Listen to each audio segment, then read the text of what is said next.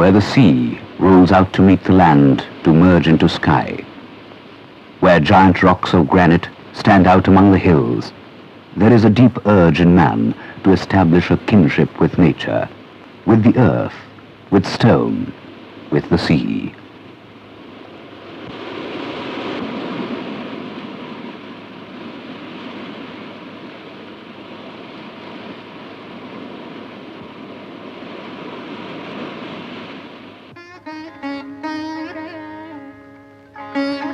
The ancients, when they saw this landscape, were deeply moved and inspired to build temples by the sea, monolithic shrines, caves in the deeper recesses of the hills, to God as homage from man.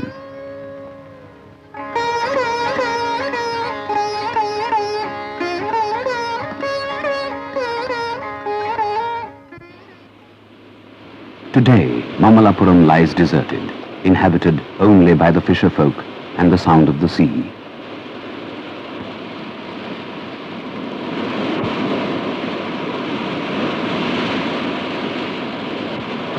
But once, 13 centuries ago, Mamallapuram was the most important port of its time. Its name spelt magic. The kingdom of the Pallavas spread its power by sea, by trade, by war, as far east as Java and Cambodia, as far north as Ayahole in central India.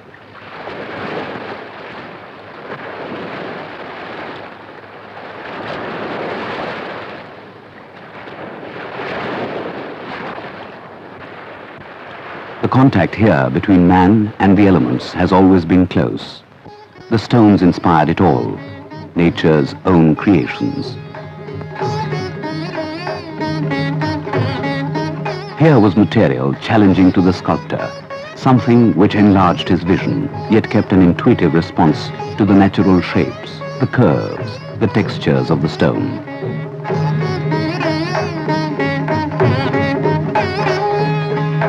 The freshness of vision was not only outstanding, it was never again to be paralleled. It drew directly from folklore and our popular imagination.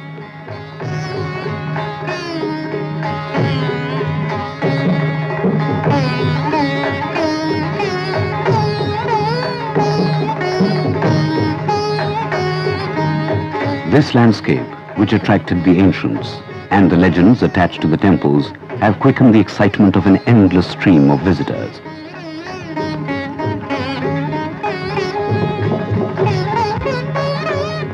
They come, in awe and wonder, to stand before Vishnu, recumbent in his deep sleep on the bed of the ocean. Anantasayan, divine God, releasing a remarkable sense of peace and radiance that seems in deliberate contrast to the opposite panel of Durga. Durga, with 8 arms flaying out in all directions. The story comes from the Markandeya Purana. She sprang forth, fully formed, like lightning, from the mountain to symbolize the power and weapons of the gods, to destroy the demon bull Mahishasura. Her whole body taut like the bow she holds, an equation for the release of energy.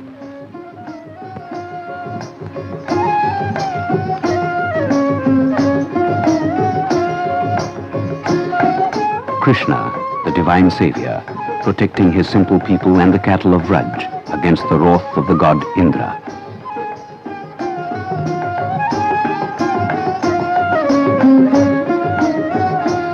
As Krishna stands holding up the mountain Govardhan, so much else is going on at the same time, expressing what is best and most pure about the sculpture of the Pallavas.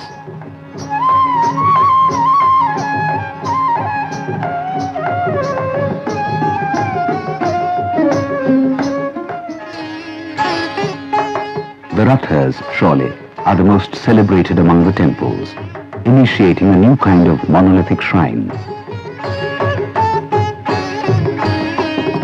5 of them, strung out along the sands in a north-south direction.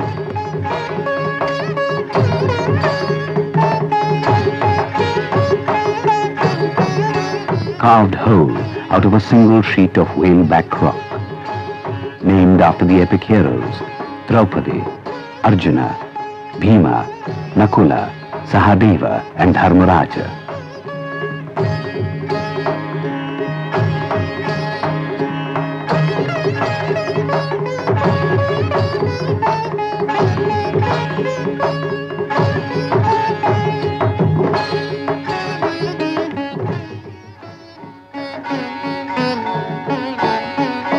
There is something so arresting and pure about these figures. The slenderness of limbs have a strange, inexplicable sensuousness about them.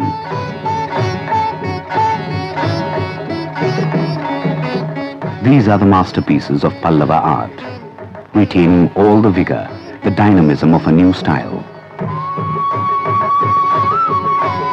The gods are carved serene, but austere, as in this image of Shiva, merged with his consort, now half male, half female, Ardhanari.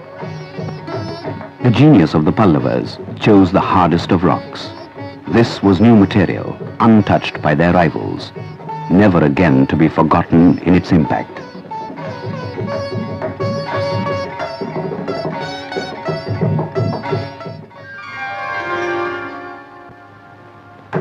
The vision of the landscape coincided with the demand of the king Mahendravarman for a new legend to be carved on rock, an epic saga of gods and heroes that could defy the defeats he had suffered against the Chalukyan king Pulakasen.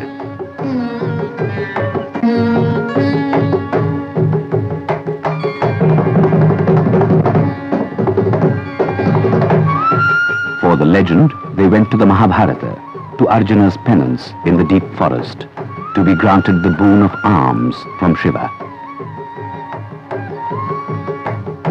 We see the great warrior transformed into the most severe of ascetics, emaciated from hunger and thirst.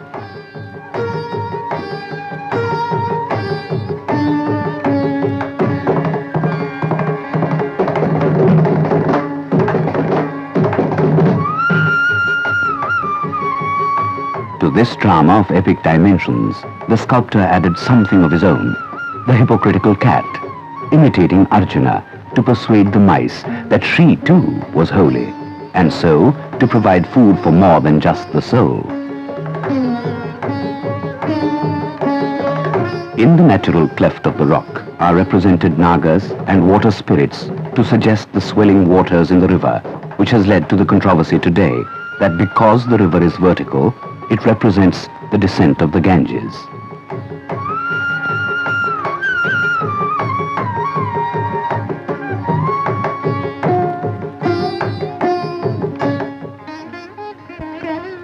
Yet, in fact, these are the most natural scenes beside a river bank.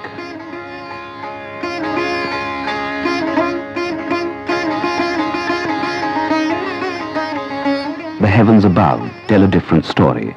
The Gandharvas ride the skies, exulting in joy at the final moment of triumph, when Arjuna is granted his reward. Below them rejoice the beasts of the forest. Life teems with running deer and antelope, the lions in their dens.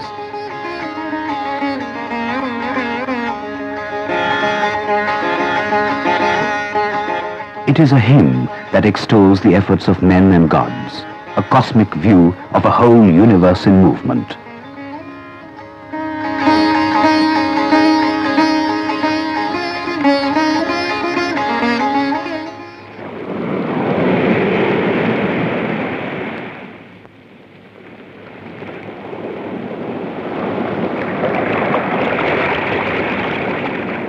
Between sea and sky, the shore temple, the last of the shrines to be built here.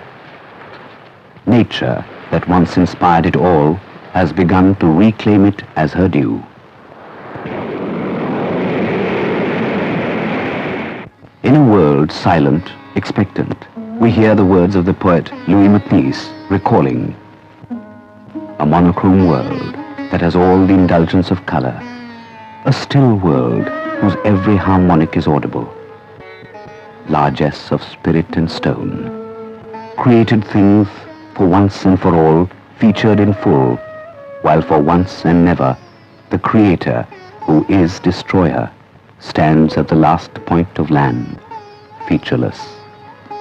In a dark cell, a phallus of granite, as abstract as the North Pole, as alone.